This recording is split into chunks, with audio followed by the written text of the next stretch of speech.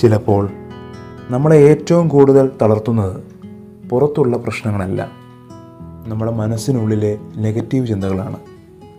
എനിക്കിത് ചെയ്യാൻ കഴിയില്ല, എനിക്കൊരിക്കലും വിജയിക്കാൻ കഴിയില്ല, എല്ലാം എൻ്റെ ജീവിതത്തിൽ തെറ്റിപ്പോവുകയാണ്.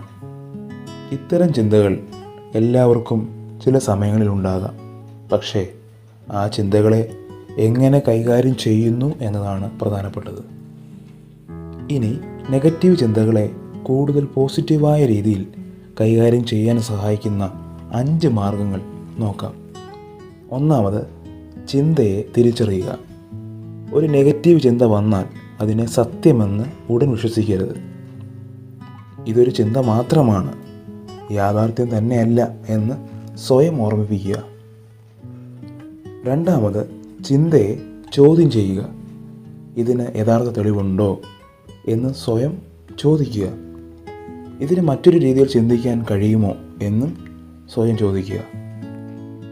മൂന്നാമത്, നിങ്ങൾക്ക് നിയന്ത്രിക്കാനാകുന്ന കാര്യങ്ങളിൽ ശ്രദ്ധിക്കുക. എല്ലാ പ്രശ്നങ്ങളും ഒരേ സമയം പരിഹരിക്കാൻ ശ്രമിക്കേണ്ടതില്ല.